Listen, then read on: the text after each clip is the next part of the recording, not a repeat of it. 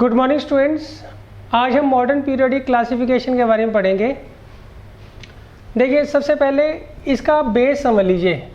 Present basis for the classification of elements, मतलब present जो classification का बेस है वो क्या है, पहले तो हमें वो जानना है। देखिए, the present basis for the classification of element is the atomic number. इससे पहले हमने जो 3 क्लासिफिकेशन पढ़े हैं, डोबर्नियर का, न्यूलैंड्स लॉ ऑफ ऑक्टेव्स और मेंडलीव्स पीरियोडिक टेबल, वो तीनों की तीनों क्लासिफिकेशन जो थे वो एटॉमिक मास के ऊपर बेस्ड थे। मगर जो मॉडर्न पीरियोडिक टेबल है, इसमें जो हमने क्लासिफिकेशन किया है वो किस बेसिस पर किया है? एटॉमिक नंबर जो है एलिमेंट्स का, उसके ऊपर बेस हमने क्या किया है, उसको बनाया है। अच्छा, अब देखिए, सबसे पहले एटॉमिक नंबर का मतलब क्या होता है? The atomic number of an element is equal to the number of protons in an atom of the element. Since the number of protons and the number of electrons in an atom are equal, so we can also say that the atomic number of the element is equal to the number of electrons in its atom. देखिए, ऐसा होता है, जो modern periodic table है उसके अंदर classification का जो बेस रखा गया है वो एटॉमिक नंबर रखा गया है, जबकि इससे पहले जितने भी क्लासिफिकेशन थे 3 हमने पढ़े हैं, तीनों के अंदर जो बेस था वो एटॉमिक मास था। अब देखिए, एटॉमिक नंबर क्या होता है? मान लीजिए आपको एक एलिमेंट दे रखा है, उसका एक एटम आपको गिवन है, उसमें जितने नंबर ऑफ प्रोटॉन्स प्रेजेंट होते हैं उतने ही नंबर ऑफ इलेक्ट्रॉन्स भी उसके अंदर प्रेजेंट होते हैं, अगर वो न्यूट्रल एटम है तो उस केस में ये जो नंबर ऑफ इलेक्ट्रॉन्स होते हैं और नंबर ऑफ प्रोटॉन्स होते हैं, उसी को हम क्या बोलते हैं? उसका एटॉमिक नंबर बोलते हैं। और जो प्रेजेंट मॉडर्न पीरियोडिक क्लासिफिकेशन है एलिमेंट्स की, वो इसी के ऊपर डिपेंड है। किसके ऊपर? एटॉमिक नंबर के ऊपर।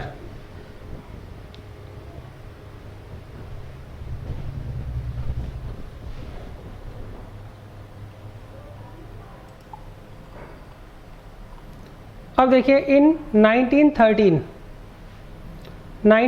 में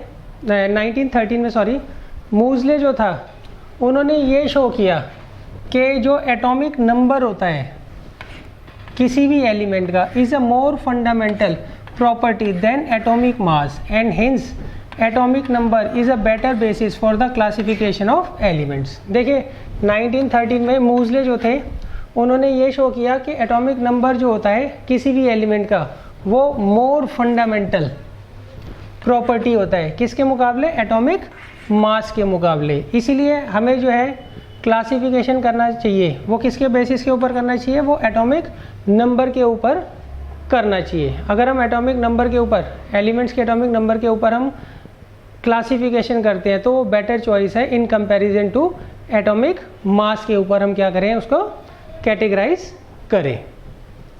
अब देखिए, इसके उन्होंने 2 लॉजिक दिए थे। सबसे पहला लॉजिक था, the atomic number increases regularly from one elements to next element, सही है, but atomic mass does not vary regularly from one element to next. देखिए, इसका मतलब क्या है? उन्होंने ये कहा था, जो 2 कॉन्जिक्यूटिव एलिमेंट्स होते हैं, जो एटॉमिक नंबर होता है वो एक एलिमेंट से दूसरे एलिमेंट जो होता है वो कॉन्जिक्यूटिवली वेरी करता है। जैसे कि आपको हाइड्रोजन दे रखा है, इसका एटॉमिक नंबर कितना होता है? 1 होता है। हीलियम का क्या होता है? 2 होता है। लिथियम का क्या होता है? 3 होता है। तो देखिए, 1 के बाद 2 आ रहा है, 2 के बाद 3 आ रहा है, तो इसमें कोई भी गैप नहीं है। जबकि अगर आप एटॉमिक मास देखते हो तो वो ऐसे कॉन्जिक्यूटिवली कभी भी नहीं आता है। तो पहला लॉजिक उनका ये था, क्या था? The atomic number increases regularly by 1, सही है, from element to element. Atomic number होता है वो क्या होता है? कॉन्जिक्यूटिवली इंक्रीज होता है, 1 बाई 1 क्या होता है? इंक्रीज होता है। पहले एटॉमिक नंबर 1 आएगा, फिर 2 आएगा, फिर 3 आएगा, फिर 4 आएगा, नेक्स्ट 5 आएगा। क्लियर है? जबकि एटॉमिक मास में ऐसा नहीं होता, वो कभी भी 1 के इंटरवल में नहीं आते कि पहले का एटॉमिक मास 1 होगा और दूसरे का एटॉमिक मास 2 होगा, तीसरे का एटॉमिक मास 3 होगा, ऐसा नहीं होता है। क्लियर है? एटॉमिक मास में आपको जंप देखने को मिलता है, बीच बीच में गैप होता है, मगर एटॉमिक नंबर होते हैं वो हमेशा क्या होते हैं? जैसे नंबर्स होते हैं ना, 1 2 3 4, उस तरीके से वो कॉन्जिक्यूटिवली होते हैं। अच्छा, अब देखिए, दूसरा जो उन्होंने रीज़न दिया था वो ये था, the atomic number of every element is fixed.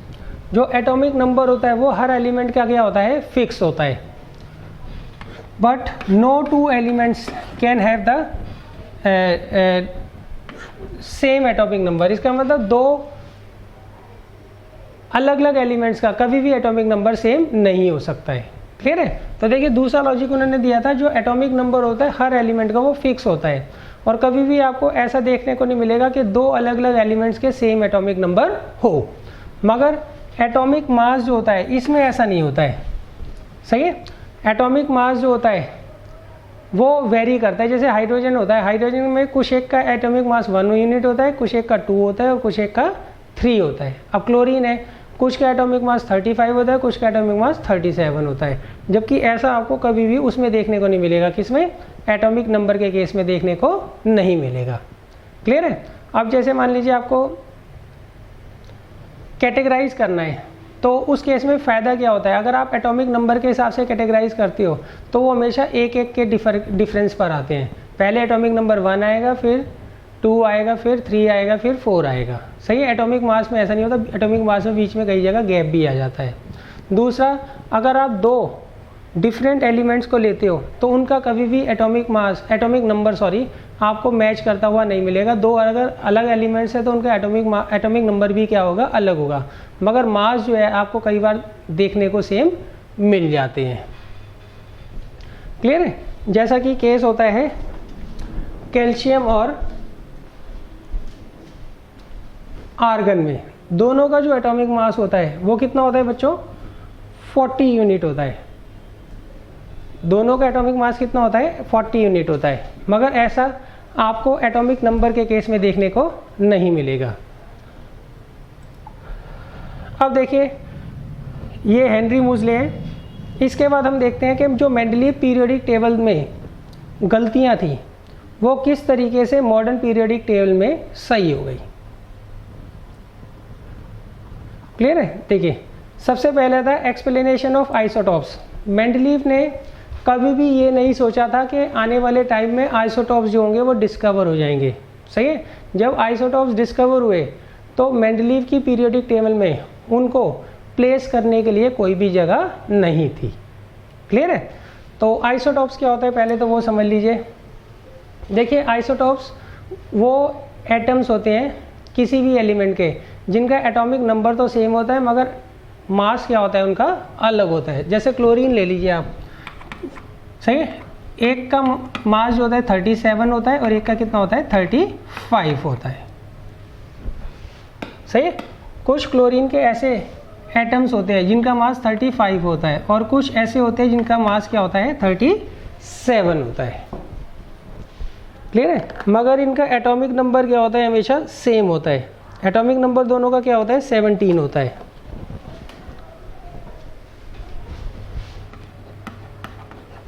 Clear है? दोनों का जो एटॉमिक नंबर होता है वो क्या होता है 17 होता है। अब देखिए उन्होंने क्या किया था, केवल इसको प्लेस किया था।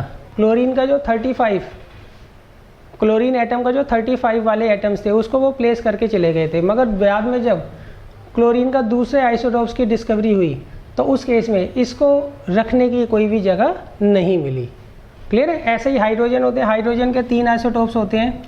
एक का मास 1 होता है, एक का मास 2 होता है और एक का मास 3 होता है। जबकि एटॉमिक नंबर तीनों के क्या होते हैं 1 होते हैं। तो उन्होंने इसको तो प्लेस कर दिया था मगर जब इन दोनों की डिस्कवरी हुई तो इनको प्लेस करने की जगह मेंडलीव की पीरियोडिक टेबल में नहीं मिली, इसलिए मेंडलीव की पीरियोडिक टेबल को रिजेक्ट कर दिया गया। सही है? एक पर्टिकुलर रीज़न है। अच्छा अब देखिए मॉडर्न पीरियोडिक टेबल में क्या है, वहाँ पर हमने एलिमेंट्स को on the basis of their atomic number क्या किया है, अरेंज किया है। तो अब इस केस में देखिए ये हाइड्रोजन आपको दे रखा है, इसके 3 आइसोटॉप्स हैं, तीनों का एटॉमिक नंबर तो सेम ही होगा ना। तो इस केस में हमें क्या करना होगा, हाइड्रोजन को सिर्फ एक ही प्लेस पर, इन तीनों जो हाइड्रोजन के आइसोटॉप्स हैं उनको हम क्या करेंगे, एक ही प्लेस पर क्या करेंगे, प्लेस करेंगे। क्यों? इन तीनों का एटॉमिक नंबर तो सेम है ना। अगर आप मास नंबर के हिसाब से इनको अरेंज करते हो तो इन तीनों के लिए अलग अलग जगह होनी चाहिए क्योंकि इनका डिफरेंट मास नंबर है। अब अगर इनको आप एटॉमिक नंबर के हिसाब से प्लेस करते हो तो इन तीनों का जो एटॉमिक नंबर है वो क्या है, सेम है। तो तो इस केस में हमें क्या करना पड़ेगा, इनको एक ही प्लेस पर प्लेस करना पड़ेगा। Similarly in case of chlorine, तो इसलिए ये जो थी एनोमलीज आप कह सकते हैं कि जो गलती थी मेंडलीव की, वो मॉडर्न पीरियोडिक टेबल में क्या हो गई, अपने आप ही करेक्ट हो गई। दूसरा है बच्चों explanation of position of cobalt and निकल। देखिए मेंडलीव ने on the basis of increasing atomic mass elements को क्या किया था, प्लेस किया था, सही है। और उनकी टेबल के अंदर जो कोबाल्ट था वो पहले आ रहा था और निकिल जो था वो बाद में आ रहा था। क्यों, क्लियर, पहले कोबाल्ट आ रहा था और निकिल बाद में आ रहा था। वो इन्होंने ऐसा इसलिए किया था क्योंकि उनको क्या करना था, एक ग्रुप के अंदर उन एलिमेंट्स को रखना था जिनकी सिमिलर केमिकल प्रॉपर्टीज़ हैं। तो ऐसा करते हुए उन्हें कोबाल्ट को तो पहले रख दिया और निकिल को बाद में रख दिया, जबकि कोबाल्ट का जो एटॉमिक मास होता है ये ज़्यादा होता है। एटॉमिक मास क्या होता है इनका, ज़्यादा होता है, और निकिल का क्या होता है, कम होता है। तो ये उनका दूसरा ड्रॉबैक था, दूसरा रीज़न था उनकी टेबल को रिजेक्ट करने का। क्लियर है। अच्छा आप देखिए मॉडर्न पीरियोडिक टेबल में हमने जितने भी एलिमेंट्स को अरेंज किया है वो अरेंज किया है on the basis of their atomic number. अब अगर आप इसका एटॉमिक नंबर देखते हैं तो 27 है और निकिल का एटॉमिक नंबर देखते हैं तो 28 है। तो अब अगर मान लीजिए आप इस पोजीशन को according to the atomic number देखते हैं तो ये बिल्कुल सही है। क्लियर है। अब मगर अगर आप एटॉमिक मास के हिसाब से देखते हैं तो ये बिल्कुल गलत है। तो ये जो गलती थी वो भी क्या हुई, मॉडर्न पीरियोडिक टेबल में अपने आप ही मेंडलीव की सुधर गई। क्लियर है। मेंडलीव ने जो क्लासिफिकेशन दिया था वो सही था, मगर उस वक्त जो था इलेक्ट्रॉन की डिस्कवरी नहीं हुई थी, तो एटॉमिक नंबर के बारे में किसी को नहीं पता था। तो इसलिए उन्होंने क्या किया, एटॉमिक मास के अकॉर्डिंग क्या किया था, सारे के सारे एलिमेंट्स को अरेंज कर दिया था। वही उनकी गलती थी। क्लियर है। अच्छा अब थर्ड है पोजीशन ऑफ हाइड्रोजन। देखिए हाइड्रोजन के नीचे जितने भी एलिमेंट्स हैं वो सारे के सारे मेटल्स हैं, जबकि हाइड्रोजन जो होता है वो क्या होता है, नॉन मेटल होता है। इसलिए ये तीसरी गलती मानी गई, किसकी, मेंडलीव की। क्लियर है। अच्छा अब हाइड्रोजन जो है आज भी वही है जहाँ पर मेंडलीव साहब प्लेस करके गए थे, मगर अब उसका लॉजिक मिल गया है। सही है। उसका लॉजिक जो है हम प्रॉपर्टीज़ के अंदर पढ़ेंगे, फिर भी मैं थोड़ा बहुत समझा देता हूँ। देखिए हाइड्रोजन के ग्रुप में जितने भी एलिमेंट्स हैं उनकी आउटर मोस्ट शेल में एक इलेक्ट्रॉन होता है, इसलिए हाइड्रोजन को हम क्या करते हैं, पहले ग्रुप के अंदर क्या करते हैं, प्लेस करते हैं। जबकि पहले ग्रुप के अंदर वो इकलौते हैं जो कि नॉन मेटल होता है और बाकी सारे के सारे क्या होते हैं, मेटल्स होते हैं। जहाँ पर मेंडलीव प्लेस करके गए थे वहीं पर आज भी हाइड्रोजन प्लेस है, मगर आज हम उसको रीज़न जानते हैं। रीज़न क्या है, क्योंकि जो इलेक्ट्रॉनिक कॉन्फ़िगरेशन है हाइड्रोजन और उसके ग्रुप के अंदर जितने भी एलिमेंट्स हैं उनका क्या है, सिमिलर है। मतलब आउटर मोस्ट शेल में उनके सबके क्या होती है, एक इलेक्ट्रॉन आता है, इसलिए हमने उसको वहाँ पर क्या किया है, प्लेस किया है। तो बच्चों ये कुछ गलतियाँ हैं, 3 गलतियाँ हैं, एनोमलीज कह सकते हैं इनको हम, जो कि मेंडलीव की पीरियोडिक टेबल में तो थी, सही है, मगर जब हम उसको मॉडर्न पीरियोडिक टेबल में उसी चीज़ को वहीं पर प्लेस करते हैं तो हमें सही लगती हैं। उसका रीज़न मैंने आपको तीनों को समझा दिया। देखिए मॉडर्न पीरियोडिक टेबल जो है वहाँ पर जो फंडामेंटल बेस है वो क्या है, एटॉमिक नंबर है, एटॉमिक नंबर है। इसलिए इसमें जो है आपको गलती जो है ना के बराबर ही मिलेगी। अब देखिए इसके बाद आता है मॉडर्न पीरियोडिक टेबल का लॉ क्या होता है। According to the modern periodic law the properties of the elements are a periodic function of their atomic number. देखिए इसका मतलब क्या होता है, पीरियोडिक फंक्शन। पीरियोडिक फंक्शन का मतलब होता है कि एक फिक्स इंटरवल के बाद अगर कोई चीज़ रिपीट होती है तो उसे हम क्या बोलते हैं, पीरियोडिक फंक्शन बोलते हैं। क्लियर है। जैसे हर 24 घंटे के बाद वही टाइम दोबारा आ जाता है। क्लियर है। अभी मान लीजिए 11 बजे हुए हैं तो 24 घंटे बाद दोबारा क्या होंगे, दिन के 11 बज जाएंगे। क्लियर है। तो इसका मतलब यहाँ पे 24 घंटे की साइकिल चल रही है ना। तो इसी तरीके से यहाँ पे भी उन्होंने कहा है कि जो प्रॉपर्टीज़ होती है एलिमेंट्स की वो पीरियोडिक फंक्शन होती हैं देयर एटॉमिक नंबर की। मतलब कुछ फिक्स इंटरवल या कुछ फिक्स पीरियड के बाद होता क्या है, जो एलिमेंट्स होते हैं उनकी प्रॉपर्टी वही होती है जो कि पहले वाले एलिमेंट्स की प्रॉपर्टीज़ थी। देखिए the modern periodic law means that if the elements are arranged in a tabular form in order of the increasing atomic number, then the elements having similar properties will occur after fix interval of time, fix interval of period. Clear है? ये कहते हैं कि अगर मान लीजिए जितने भी एलिमेंट्स आपको पता हैं उन सबको आप इन terms of their increasing atomic number क्या करते हैं, हॉरिजॉन्टल रोज के अंदर अरेंज करते हैं, तो उस केस में क्या होगा, आफ्टर फिक्स इंटरवल या पीरियड, सही है, जो एलिमेंट्स होंगे उनकी प्रॉपर्टी वही होगी जो उसके ग्रुप के अंदर ऊपर एलिमेंट्स होंगे। क्लियर है? अच्छा, अब देखिए इसके पीछे बेसिक रीज़न क्या है।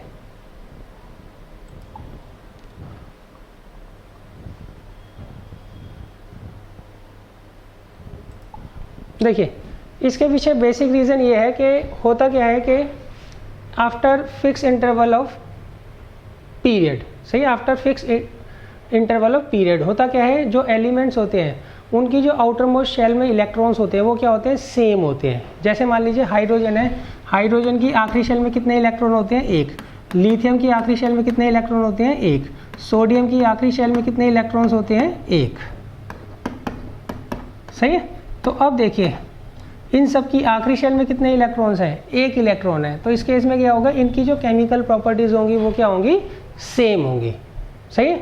और जब आप सारे के सारे एलिमेंट्स को अरेंज करेंगे इन terms of their increasing atomic number, तो आपको दिखेंगे ये सारे के सारे एलिमेंट्स जो होते हैं वो फिक्स इंटरवल के बाद आ रहे होते हैं। सही है? देखिए होता क्या, आफ्टर फिक्स इंटरवल जो एलिमेंट्स होते हैं उनकी जो आउटर मोस्ट शेल में इलेक्ट्रॉन्स होते हैं वो सेम होते हैं जो कि वो उसके ऊपर ग्रुप में आए होते हैं, इसलिए उनकी प्रॉपर्टीज़ जो होती हैं वो आपस में मैच करती हैं। तो इसके पीछे ये बच्चों लॉजिक है।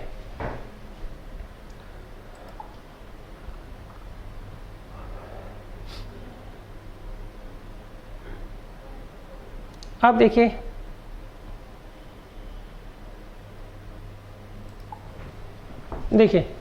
जैसे मान लीजिए आपको कुछ एलिमेंट्स मैं ले रहा हूँ, यहाँ पे लिथियम दे रखा है, beryllium, boron, carbon, nitrogen, oxygen, fluorine, neon, सही है, sodium, magnesium, aluminium, silicon, phosphorus, sulphur, chlorine और आर्गन। क्लियर है? अब देखिए इसकी आखिरी शेल में कितने इलेक्ट्रॉन है, एक, और इसकी आखिरी शेल में कितने हैं, एक इलेक्ट्रॉन है। सही? तो इनकी आपस में केमिकल प्रॉपर्टीज़ क्या करेंगी, मैच करेंगी। इसकी आखिरी शेल में कितने इलेक्ट्रॉन है, दो। इसकी आखिरी शेल में कितने इलेक्ट्रॉन है, दो। सही है? नंबर ऑफ शेल्स बढ़ गई हैं मगर जो इनकी आखिरी शेल में इलेक्ट्रॉन्स हैं वो क्या है, सेम है, इसलिए इनकी जो होंगी सिमिलर केमिकल प्रॉपर्टीज़ होंगी। क्लियर है? जब भी आप क्या करते हैं, एलिमेंट्स को on the basis of their increasing atomic number arrange करते हैं इन हॉरिजॉन्टल रोज, तो उस केस में क्या होता है, आफ्टर फिक्स इंटरवल होता क्या है, जो एलिमेंट होता है उसकी आउटर मोस्ट शेल में वही इलेक्ट्रॉन होंगे, आउटर मोस्ट शेल में वही इलेक्ट्रॉन होंगे जो उसके ऊपर या नीचे ग्रुप में आखिरी शेल में इलेक्ट्रॉन्स होते हैं, इसलिए इनकी जो केमिकल प्रॉपर्टीज़ हैं वो आपस में मैच करती हैं।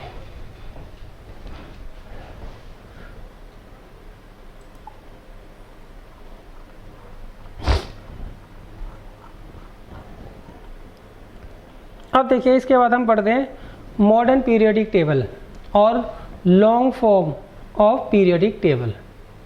सही, मॉडर्न पीरियोडिक टेबल को ही हम क्या बोलते हैं, long form of periodic table बोलते हैं। अच्छा, इसको प्रिपेयर बोर ने किया था, ये आप ध्यान रखिएगा। इसको प्रिपेयर किसने किया था, बोर ने किया था।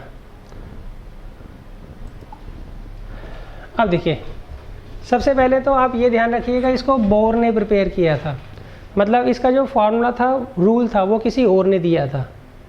सही, वो मूजले ने दिया था, मगर बनाया किसने था, बोर ने बनाया था। इसमें बच्चों को कन्फ्यूज़न होती है तो आप इसको ध्यान रखिएगा। देखिए, in the modern periodic table the elements are arranged in the order of increasing atomic number in horizontal rows are called period.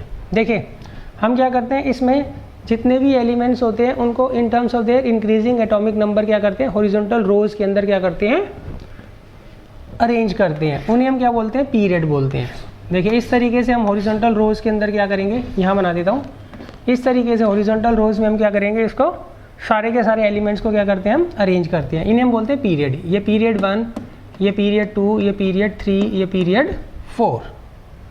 Clear है? अच्छा, इस तरीके से जो आता है वर्टिकल, सही है, जो लाइंस होती हैं उन्हें हम क्या बोलते हैं, ग्रुप बोलते हैं। ये ग्रुप 1, ये ग्रुप 2, ये ग्रुप 3। सही है? जो हॉरिजॉन्टल रोज होती हैं उन्हें हम बोलते हैं पीरियड, और जो वर्टिकल रोज होती हैं उन्हें हम क्या बोलते हैं, ग्रुप। क्लियर है? We place under each element all the elements having the same number of valence electrons so that all the elements having same number of valence electrons come in the same vertical column और group. देखिए ये मैं आपको table से समझाता हूँ। देखिए यहाँ पर हमने क्या किया है, जितने भी एलिमेंट्स नोन है उनको क्या किया है, in terms of their increasing atomic number horizontal rows में क्या किया है, हमने इनको अरेंज कर दिया है। तो अब देखिए ये जो होता है, ये जो हॉरिजॉन्टल रो है इसे तो हम बोलते हैं पीरियड। सही है? तो ये पहला पीरियड है, दूसरा पीरियड है, ये तीसरा पीरियड है, ये बच्चों फोर्थ पीरियड है, ये फिफ्थ पीरियड है, ये सिक्स्थ पीरियड है, ये सेवन्थ पीरियड है। क्लियर है? अच्छा, पीरियड में होता क्या है, इनमें नंबर ऑफ शेल सेम होती हैं। जैसे मान लीजिए पीरियड 1 है तो हाइड्रोजन में और हीलियम में ये दो एलिमेंट्स आते हैं पहले पीरियड के अंदर। सही है? इन दोनों में क्या होती है, एक ही शेल होती है, एक ही शेल होती है। अच्छा, पीरियड 2 के अंदर देखिए, पीरियड 2 के अंदर जितने भी एलिमेंट्स होंगे, लिथियम हो गया, बेरिलियम हो गया, बोरोन हो गया, कार्बन हो गया, इन सब में क्या आएंगे बच्चों, दो शेल्स आएंगी। सही? लिथियम जो होता है वो होता है 2-1, बेरिलियम क्या होता है 2-2, बोरोन कितना होता है 2-3, कार्बन कितना होता है 2-4, नाइट्रोजन कितना होता है 2-5, ऑक्सीजन कितना होता है 2-6, फ्लोरीन कितना होता है 2-7, नियॉन कितना होता है 2-8। तो पीरियड 2 के अंदर जितने भी एलिमेंट्स आएंगे इसमें कितनी होंगी, दो शेल्स होंगी। अच्छा, अब देखिए पीरियड 3 के अंदर सबसे पहले आ रहा है सोडियम, वो होता है 2-8-1, मैग्नीशियम 2-8-2, फिर आता है एल्युमिनियम 2-8-3, फिर आता है सिलिकॉन 2-8-4, फिर आता है फॉस्फोरस 2-8-5, फिर आता है सल्फर 2-8-6, फिर आता है क्लोरीन 2-8-7 और फिर आता है आर्गन 2-8-8। क्लियर है? तो देखिए अगर कोई एलिमेंट फर्स्ट पीरियड में है तो उसके अंदर एक शेल होगी, अगर कोई एलिमेंट सेकंड पीरियड में है तो उसमें दो शेल्स होंगी, अगर कोई एलिमेंट थर्ड पीरियड में है तो उसमें कितनी शेल्स होंगी, 3 शेल्स होंगी, अगर कोई फोर्थ पीरियड में है तो उसमें कितनी शेल्स होती हैं बच्चों, 4 शेल्स होती हैं, अगर कोई फिफ्थ पीरियड में है तो उसमें 5 शेल्स होंगी, कोई 6 पीरियड में तो उसमें 6 शेल्स होंगी, अगर कोई 7 पीरियड में है तो उसमें 7 क्या होंगी, शेल्स होंगी। क्लियर है? तो बच्चों पीरियड तो आपको होप के समझ आ गया होगा। कोई अगर फर्स्ट पीरियड में तो उसमें एक ही शेल होगी, कोई सेकंड पीरियड में तो 2 शेल्स होंगी। और पीरियड हम कैसे देखते हैं, हॉरिजॉन्टल रोज वाइज। ये पहला पीरियड है, ये दूसरा पीरियड है, ये तीसरा पीरियड है, ये फोर्थ पीरियड है, ये फिफ्थ पीरियड है, ये 6th पीरियड है और ये 7th पीरियड है। तो देखिए पीरियड तो आपको क्लियर हो गया होगा, जितनी शेल्स उतना जो है एलिमेंट का क्या होगा, पीरियड होगा। अब देखिए ग्रुप जो होता है, ग्रुप क्या होता है, ग्रुप ये वर्टिकल रोज होती हैं, इन्हें हम क्या बोलते हैं, ग्रुप बोलते हैं। सही? तो देखिए ये फर्स्ट ग्रुप है, ये सेकंड, ये थर्ड, ये फोर्थ। देखिए ये तो फर्स्ट ग्रुप है, ये सेकंड ग्रुप है, ये थर्ड ग्रुप है, ये फोर्थ ग्रुप है, ये फिफ्थ है, ये 6th है, ये 7th है, ये 8th है, ये 9th है, ये 10th है, ये 11th है, ये 12th है। बच्चों ये अलग है, लेंथेनाइड और एक्टिनाइड सीरीज़ अलग है। सही, ये ध्यान रखना। और ये 13th ग्रुप है, ये 14th ग्रुप है, ये 15th ग्रुप है, ये 16th ग्रुप है, ये 17th ग्रुप है और ये 18th ग्रुप है। 18th ग्रुप जो होता है ये नोबेल गैसेस का होता है। किसका होता है बच्चों, नोबेल गैसेस का, इनर्ट गैसेस का, मतलब जो किसी से रिएक्ट नहीं करती हैं। क्लियर है?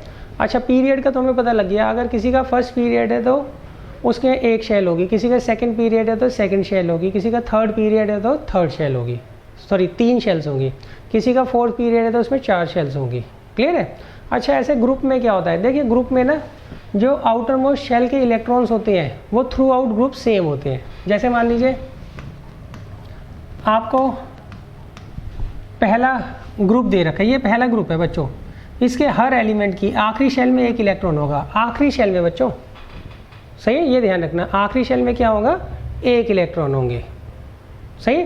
अगर आप ग्रुप में जाते हैं डाउनवर्ड, तो यहाँ पर इसकी आखिरी शेल में भी एक इलेक्ट्रॉन होगा, इसकी आखिरी शेल में भी एक इलेक्ट्रॉन होगा, इसकी आखिरी शेल में भी एक इलेक्ट्रॉन होगा, इसकी आखिरी शेल में भी एक इलेक्ट्रॉन होगा। सिमिलरली इन तीनों की आखिरी शेल में भी क्या होगा, एक इलेक्ट्रॉन होगा। तो इसका मतलब through out in A group, सही है, ग्रुप में मान लीजिए फर्स्ट ग्रुप में आप सारे के सारे एलिमेंट्स को चेक करोगे तो उनकी आखिरी शेल में क्या होगा, एक इलेक्ट्रॉन होगा, मतलब सेम नंबर ऑफ इलेक्ट्रॉन्स होंगे। पीरियड में तो सेम नंबर ऑफ शेल्स होती हैं, ग्रुप में सेम नंबर ऑफ, सही, वैलेंसी कह सकते हो, सेम वैलेंसी होती है, या फिर ये कह सकते हो same number of valence electrons होते हैं। क्लियर है। अच्छा, अगर किसी का फर्स्ट ग्रुप है तो उसकी आखिरी शेल में एक ही इलेक्ट्रॉन होगा। अब इन सब का सेकंड ग्रुप है तो इनकी आखिरी शेल में 2 इलेक्ट्रॉन्स होंगे, सही है। अच्छा, अब देखिए ऐसा होता है 3 से लेके 12 तक, ये आपको 10th में नहीं पढ़ना है, इन्हें बोलते हैं ट्रांजिशनल एलिमेंट्स। इन्हें क्या बोलते हैं, ट्रांजिशनल एलिमेंट्स, सही। इनकी प्रॉपर्टीज़ थोड़ी सी अलग होती है, हम बड़ी क्लासेस में पढ़ेंगे। अच्छा, अब ये जो ग्रुप 13 होता है, सही है, इसमें जितने भी एलिमेंट्स होंगे इनकी आखिरी शेल में कितने इलेक्ट्रॉन्स होते हैं, 3। और ग्रुप 14 जो होता है इनकी आखिरी शेल में कितने इलेक्ट्रॉन्स होते हैं, 4। ग्रुप 15 जो होता है इनकी आखिरी शेल में कितने इलेक्ट्रॉन्स होते हैं बच्चों, 5। ग्रुप 16 जो होता है इनकी आखिरी शेल में कितने इलेक्ट्रॉन्स होते हैं बच्चों, 6। ग्रुप 17 की आखिरी शेल में कितने इलेक्ट्रॉन्स होते हैं, 7। और ग्रुप 18 जो होता है ये इनर्ट गैस का होता है, मतलब इनकी आउटर मोस्ट शेल क्या होती है, कंप्लीट होती है, चाहे इसमें 2 इलेक्ट्रॉन हो चाहे फिर 8 इलेक्ट्रॉन हो, इनकी आउटर मोस्ट शेल क्या होती है, कंप्लीट होती है। देखिए पीरियड कैसे पता लगता है, जितनी शेल्स हैं उतना पीरियड होगा। अब ग्रुप का कैसे पता लगता है, आउटर मोस्ट शेल में अगर 1 इलेक्ट्रॉन है तो फर्स्ट ग्रुप है, आउटर मोस्ट शेल में 2 इलेक्ट्रॉन है तो सेकंड ग्रुप है, आउटर मोस्ट शेल में अगर 3 इलेक्ट्रॉन्स हैं तो वो 13th ग्रुप होगा। 10 आप जोड़ लेना 2 के बाद। अगर आउटर मोस्ट शेल में 4 इलेक्ट्रॉन्स हैं तो 14th ग्रुप होगा, आउटर मोस्ट शेल में 5 इलेक्ट्रॉन्स हैं तो वो 15th ग्रुप होगा, आउटर मोस्ट शेल में 6 इलेक्ट्रॉन्स हैं तो वो 16th ग्रुप होगा, आउटर मोस्ट शेल में अगर 7 इलेक्ट्रॉन्स हैं तो वो 17th ग्रुप होगा।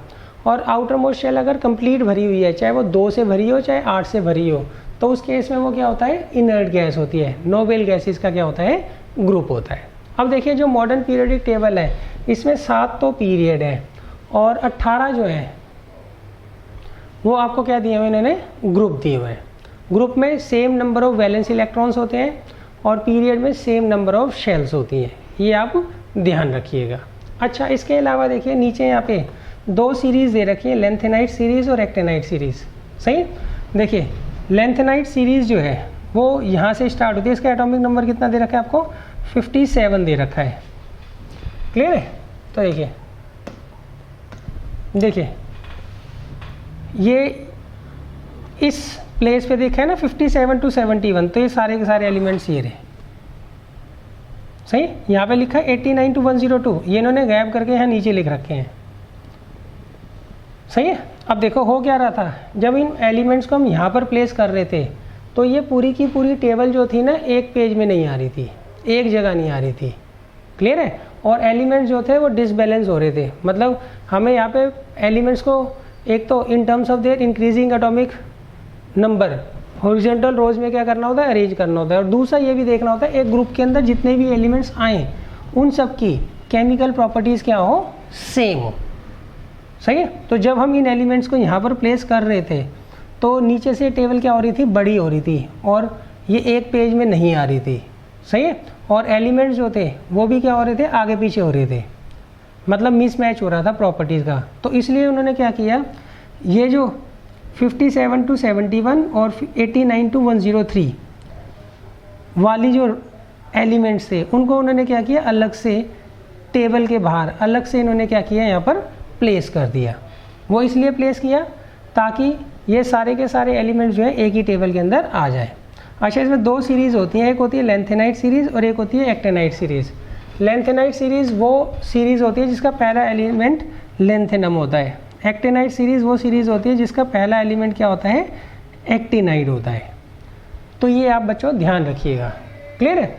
अच्छा, अब नेक्स्ट देखिए, ये जो मॉडर्न पीरियडिक टेबल है इसके लेफ्ट साइड में मतलब इधर की तरफ मेटल्स होते हैं और ये जो ग्रीन में आपको दे रखे हैं ये क्या है, ये मेटलॉइड्स हैं। और राइट साइड में जो दे रखे हैं ग्रीन के, ये सारे के सारे क्या हैं, नॉन मेटल्स हैं। एक और दोबारा देख लीजिए, ये जो आपको long form of periodic table दे रखी है। इसके जो लेफ्ट साइड में है ये सारे के सारे मेटल्स हैं, ये मेटल्स हैं, ये मेटल है, ये मेटल मेटल मेटल मेटल और ये भी आपको मेटल दे रखे हैं। क्लियर है? आगे बस अब देखिए इसके बाद क्या होता है, ये मेटलॉइड्स हैं। मेटलॉइड्स कौन से होते हैं बच्चों? जिनके पास मेटल और नॉन मेटल दोनों की प्रॉपर्टीज होती हैं। और इसके राइट में जो ये बच गए हैं एलिमेंट्स, ये सारे के सारे क्या होते हैं? नॉन मेटल्स होते हैं। क्लियर है? तो इस तरीके से आप टेबल को देखकर भी बता सकते हैं कि कौन सा एलिमेंट मेटल है और कौन सा एलिमेंट नॉन मेटल है। अच्छा, इसमें एक बात ध्यान रखिएगा आप, आखिरी शेल में जितने इलेक्ट्रॉन्स होते हैं उसके हिसाब से तो हम ग्रुप डिसाइड करते हैं, और जितनी नंबर ऑफ शेल्स होती हैं उसके हिसाब से हम क्या करते हैं, हमेशा पीरियड डिसाइड करते हैं। टोटल कितने पीरियड है? 7। ग्रुप कितने हैं? 18। पहले 17 ग्रुप अलग है, 18 ग्रुप जो है वो नोबेल गैसेस का है, इनर्ट गैसेस का है। क्लियर है? अच्छा, इसके अलावा हमने 2 सीरीज़, लेंथेनाइट सीरीज़ और एक्टेनाइट सीरीज़ को हम क्या करते हैं, टेबल के बाहर यहाँ पर बनाते हैं। सही? वो इस तरीके इसलिए बनाते हैं ताकि यहाँ से हमने एलिमेंट्स को उठाकर यहाँ प्लेस कर दिया, यहाँ से एलिमेंट्स को उठाकर यहाँ प्लेस कर दिया। वो इसलिए कर दिया ताकि बाकी सारे के सारे एलिमेंट्स जो हैं वो एक ही टेबल के अंदर आ सकें, एक ही पेज के अंदर आ सकें। तो बच्चों ये मॉडर्न पीरियोडिक टेबल है आपकी।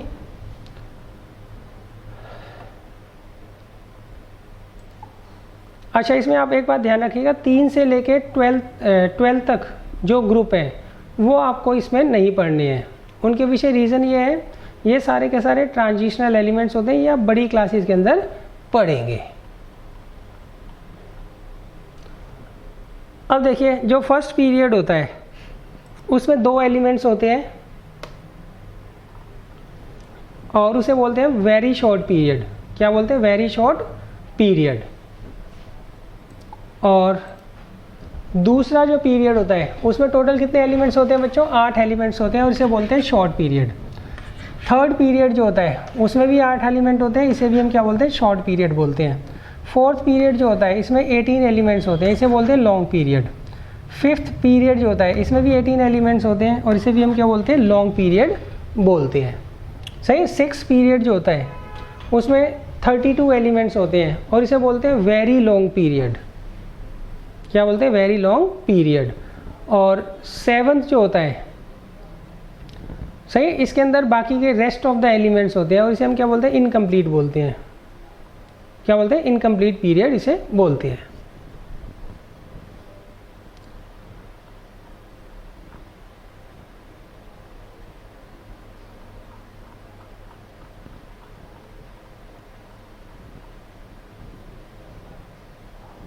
अच्छा, अब देखिए इसमें होता है जो हॉरिजॉन्टल रोज होती हैं, सही, जो हॉरिजॉन्टल रोज होती है तो उनको हम क्या बोलते हैं? पीरियड्स बोलते हैं। और जो वर्टिकल कॉलम होते हैं उन्हें हम क्या बोलते हैं बच्चों? ग्रुप बोलते हैं। सही? टोटल 18 ग्रुप्स होते हैं और 7 क्या होते हैं? पीरियड होते हैं। ये आप ध्यान रखिएगा।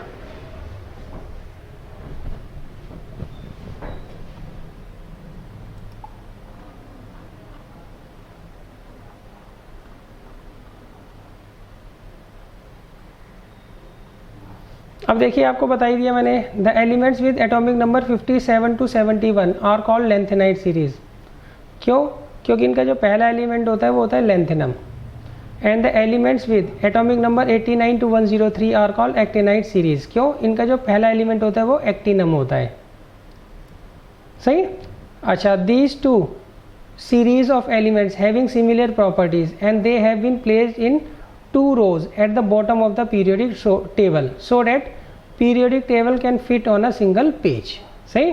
इन दोनों सीरीज़ को हम अलग से क्या करते हैं? Bottom of the periodic table बनाते हैं ताकि बाकी सारे के सारे एलिमेंट्स जो है, बाकी की जो पीरियोडिक टेबल है वो एक ही पेज के अंदर फिट हो जाए।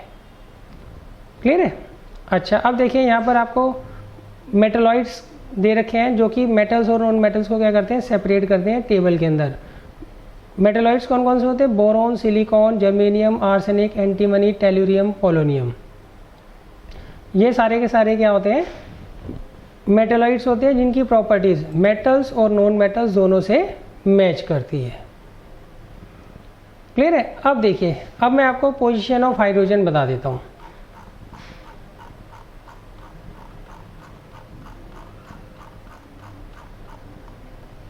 अब देखिए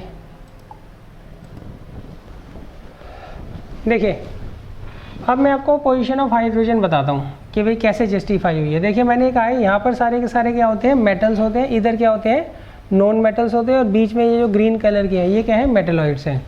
अब ये हाइड्रोजन जो है वो है तो नॉन मेटल, मगर हमने इसको कहाँ पर प्लेस कर रखा है, मेटल्स की तरफ प्लेस कर रखा है। उसके पीछे रीज़न क्या है, इसका इलेक्ट्रॉनिक कॉन्फ़िगरेशन। इसका इलेक्ट्रॉनिक कॉन्फ़िगरेशन होता है 1, इसकी एक ही शेल होती है, उसमें कितने इलेक्ट्रॉन होते हैं, एक इलेक्ट्रॉन उसके अंदर होता है। लिथियम के अंदर, हाइड्रोजन में एक होता है आखिरी शेल के अंदर इलेक्ट्रॉन, और लिथियम का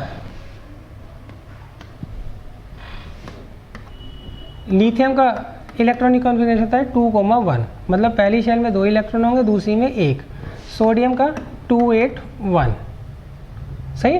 पोटेशियम का अगर आप चेक करेंगे तो वो आएगा 2881, सही। तो अब देखिए इन सब एलिमेंट्स के आउटर मोस्ट शेल में, इनके एलिमेंट्स के जो एटम्स होते हैं उनकी आउटर मोस्ट शेल में क्या होते हैं, 1 इलेक्ट्रॉन होते हैं। इसीलिए हम हाइड्रोजन को क्या करते हैं, हमेशा कहाँ पर प्लेस करते हैं, पहले ग्रुप के अंदर प्लेस करते हैं। वैसे हाइड्रोजन की जो प्रॉपर्टीज़ होती हैं वो इस 17 ग्रुप से मैच करती हैं। क्लियर है? क्यों, ये नॉन मेटल है, ये भी नॉन मेटल है, ये डाई एटॉमिक होता है। हाइड्रोजन का जो एक मॉलिक्यूल होता है उसमें हाइड्रोजन के कितने एटम होते हैं, 2 होते हैं। ये भी सारे क्या होते हैं, डाई एटॉमिक होते हैं।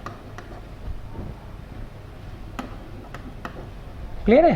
तो हाइड्रोजन की जो प्रॉपर्टीज़ होती हैं वो इनसे मैच करती हैं, मगर उसको हम क्या करते हैं, due to same number of valence electrons, उसको हम क्या करते हैं, फर्स्ट ग्रुप के अंदर प्लेस करते हैं। इंस्पाइट के वो क्या है, अकेला नॉन मेटल है अपने ग्रुप के अंदर। तो इस तरीके से बच्चों आप जो है पोजीशन जो है हाइड्रोजन की जो है एक्सप्लेन कर सकते हैं। मतलब आपको एक तरीके से रीज़न मिल गया कि हमने हाइड्रोजन को यहाँ पर प्लेस क्यों किया है, जबकि ये जो रीज़न है वो मेंडलीव साहब नहीं बता पाए थे, तो इसलिए उनका ये ड्रॉबैक माना गया। मगर मॉडर्न पीरियोडिक टेबल में ये यहाँ पर है, मगर अब हमें इसका रीज़न पता लग गया है।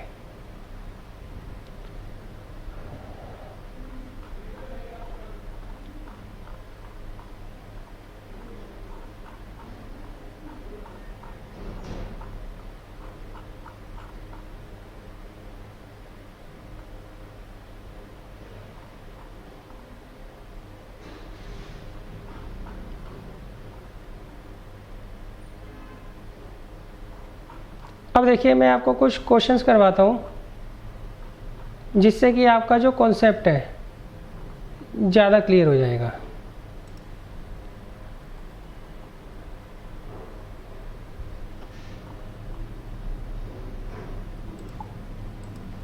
मान लीजिए आपको एक एलिमेंट दे रखा है, उसका इलेक्ट्रॉनिक कॉन्फ़िगरेशन है 281। तो आपको क्या करना है, इसका पीरियड और ग्रुप दोनों बताने हैं, सही। तो देखिए इसकी आखिरी शेल में कितने इलेक्ट्रॉन है, 1, तो इसका ग्रुप जो होगा वो 1 होगा, सही। यहाँ पर कितनी नंबर ऑफ शेल्स है, 3 है। 3 अगर नंबर ऑफ शेल्स है तो इसका पीरियड क्या हो जाएगा, 3 हो जाएगा। पीरियड क्या हो जाएगा, 3। अच्छा, अब अगर मान लीजिए मैं आज लेता हूँ 2882, तो अब आप यहाँ देखिए, यहाँ पर आखिरी शेल में कितने इलेक्ट्रॉन्स हैं, 2, तो इसका ग्रुप क्या हो जाएगा, 2, सही। और इसमें कितनी शेल्स हैं बच्चों, 4, तो इसका पीरियड कितना हो जाएगा, 4। अच्छा, अब नेक्स्ट मान लीजिए मेरे को दिया है 285, क्लियर है। तो अब यहाँ देखिए इसकी आखिरी शेल में कितने इलेक्ट्रॉन्स हैं, 5, तो इसका जो ग्रुप होगा वो 5 ना होकर 5 + 10 होगा, डेट मीन्स 15। पीरियड यहाँ पे शेल्स कितनी है बच्चों, 3, तो इसका पीरियड जो होगा वो क्या हो जाएगा, 3 हो जाएगा। तो आपको ये बच्चों ध्यान रखना है, क्लियर है। अच्छा, अभी कुछ और क्वेश्चंस करवाता हूँ। मान लीजिए आपको 287 दे रखा है, तो यहाँ पे देखिए इसकी आखिरी शेल में कितने इलेक्ट्रॉन्स हैं, 7, तो इसका जो ग्रुप होगा वो 7 + 10, डेट मीन्स 17 हो जाएगा। और पीरियड कौन सा होगा, कितनी नंबर ऑफ शेल्स हैं, 3, तो इसमें पीरियड कौन सा हो जाएगा, इसका 3 हो जाएगा, क्लियर है। अच्छा, नेक्स्ट है, जैसे मान लीजिए आपको दे रखा है 285, सही। तो यहाँ देखिए इसकी आखिरी शेल में कितने इलेक्ट्रॉन्स हैं, 5, तो ग्रुप होगा 5 + 10 15, और पीरियड यहाँ पे कितनी शेल्स हैं 3, तो इसका पीरियड हो जाएगा 3। क्लियर है। अच्छा, अब एक बात ध्यान रखिएगा, अगर किसी की आखिरी शेल में 1 इलेक्ट्रॉन है, 2 इलेक्ट्रॉन है, तो उसका जो ग्रुप होगा वही होगा जितने उसकी आखिरी शेल में इलेक्ट्रॉन्स हैं। अगर 3 आ जाते हैं तो फिर हम 10 ऐड करते हैं, ये वैलेंस इलेक्ट्रॉन्स हैं और ये क्या है उनका ग्रुप है। अगर किसी की आखिरी शेल में 4 इलेक्ट्रॉन है तो उसका 14 ग्रुप होगा। अगर किसी की आखिरी शेल में 5 इलेक्ट्रॉन्स है उसका कौन सा ग्रुप होगा बच्चों 15।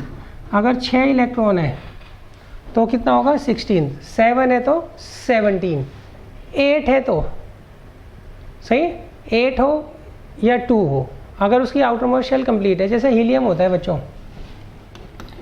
हीलियम का जो इलेक्ट्रॉनिक कॉन्फ़िगरेशन है तो 2 होता है, मतलब उसकी जो एक ही शेल होती है और उसमें भी कितने इलेक्ट्रॉन्स होते हैं 2 इलेक्ट्रॉन्स होते हैं। तो इसका ग्रुप क्या होगा बच्चों, इसका ग्रुप होगा 18th ग्रुप, इसका ग्रुप 2 नहीं होगा, ये ध्यान रखना। हीलियम जो है एक्सेप्शनल केस है, हीलियम की आउटर मोस्ट शेल में 2 इलेक्ट्रॉन्स होते हैं और वो कम्प्लीटली फिल्ड होती है, इसलिए वो कौन से ग्रुप में आएगा 18th ग्रुप में आएगा। अगर किसी की outer most shell completely filled है तो उस केस में वो हमेशा क्या आएगा 18th ग्रुप में ही आएगा। अच्छा, इसका अगर कोई पीरियड पूछता है तो इसमें कितनी शेल्स हैं, 1 शेल है, तो इसका जो पीरियड होगा वो क्या होगा 1 होगा। अगर आप नंबर ऑफ शेल्स गिनते हो तो वो पीरियड को रिप्रेजेंट करता है। अगर आप वैलेंस इलेक्ट्रॉन्स देखते हो कि भाई आखिरी शेल में कितने इलेक्ट्रॉन्स हैं तो वो रिप्रेजेंट करता है उसका ग्रुप। अगर किसी की शेल में आखिरी शेल में 1 इलेक्ट्रॉन है तो वो फर्स्ट ग्रुप, किसी की आखिरी शेल में 2 इलेक्ट्रॉन है तो second group, except helium. Helium की आखिरी शेल में 2 इलेक्ट्रॉन्स होते हैं मगर उसका ग्रुप कौन सा होता है 18, क्योंकि वो नोबेल गैस होती है, वो एक्सेप्शनल केस है। अच्छा, नेक्स्ट, अगर किसी आखिरी शेल में 3 इलेक्ट्रॉन्स हैं तो 3 + 10 13 ग्रुप होगा। किसी की आखिरी शेल में 4 इलेक्ट्रॉन है तो वो 14 ग्रुप होगा। किसी की आखिरी शेल में 5 इलेक्ट्रॉन्स है तो 15 ग्रुप होगा, 6 है तो 16 ग्रुप होगा, 7 है तो 17 ग्रुप होगा। अगर किसी की आखिरी शेल कम्प्लीटली फिल है तो वो क्या होगा 18th ग्रुप होगा। क्लियर है। बीच में जो ग्रुप 3 से लेके 12 तक है वो आपको नहीं पढ़ने, वो आप हायर क्लास में पढ़ेंगे। उसके अंदर जितने भी एलिमेंट्स होते हैं उन्हें हम क्या बोलते हैं ट्रांजिशनल एलिमेंट्स बोलते हैं। उन्हें क्या बोलते हैं हम ट्रांजिशनल एलिमेंट्स बोलते हैं। तो बच्चों आपको ये ध्यान रखना है कि आप किस तरीके से पीरियड और ग्रुप को डिफाइन करेंगे। अच्छा, अब देखिए इसके बाद यहाँ पर आपको कुछ क्वेश्चंस वगैरह दे रखे हैं। सही है, ये क्वेश्चंस आपको सारे के सारे ट्राई करने हैं और इसमें जो भी प्रॉब्लम आएगी वो आप मेरे से पूछ लेंगे। सही, इसमें मेन क्वेश्चन क्या है, मेन क्वेश्चन ये आता है बच्चों कि चारों की चारों जो आपने क्लासिफिकेशन अब तक पढ़ी है उनका बेसिस क्या है, मतलब उनका रूल क्या है और उनको किसने लिखा था, रूल को किसने लिखा था, टेबल किसने बनाई थी। क्लियर है। मॉडर्न पीरियोडिक टेबल में दोनों अलग है, रूल किसने दिया था मूजले ने और टेबल किसने बनाई थी बोर ने। जबकि डोबर्नियर ट्राइड के अंदर और न्यूलैंड्स लॉ ऑफ ऑक्टेव्स के अंदर और मेंडलीव पीरियोडिक टेबल के अंदर रूल और टेबल एक ही पर्सन ने बनाई थी। क्लियर है। अच्छा, पहली जो 3 टेबल क्लासिफिकेशन है उनकी आपको ड्रॉबैक जरूर पढ़ने हैं, कौन कौन से उनके ड्रॉबैक थे, उनकी क्या मेरिट्स थी। क्लियर है। अच्छा, अब देखिए जो मॉडर्न पीरियोडिक टेबल है इसी को हमें क्या करना है थोरोली पढ़ना है, इसी को हमें क्या करना है थोरोली पढ़ना है। और इसमें हमें क्या करना है ये देखना है, जब हम पीरियड में जाते हैं, पीरियड में हमेशा हम लेफ़्ट टू राइट जाते हैं, पीरियड में हमेशा बच्चों हम लेफ़्ट टू राइट जाते हैं। तो आपको देखना है अगर हम पीरियड में लेफ़्ट टू राइट जा रहे हैं तो प्रॉपर्टीज़ किस हिसाब से चेंज हो रही हैं एलिमेंट्स की, और अगर आप ग्रुप में डाउन द ग्रुप जा रहे हो तो प्रॉपर्टीज़ किस हिसाब से चेंज हो रही है। तो ये सब हम क्या करेंगे नेक्स्ट क्लास में करेंगे, मगर आज की क्लास को आप थोरोली अच्छी तरीके से रिवाइज ज़रूर कर लीजिएगा। Thank you.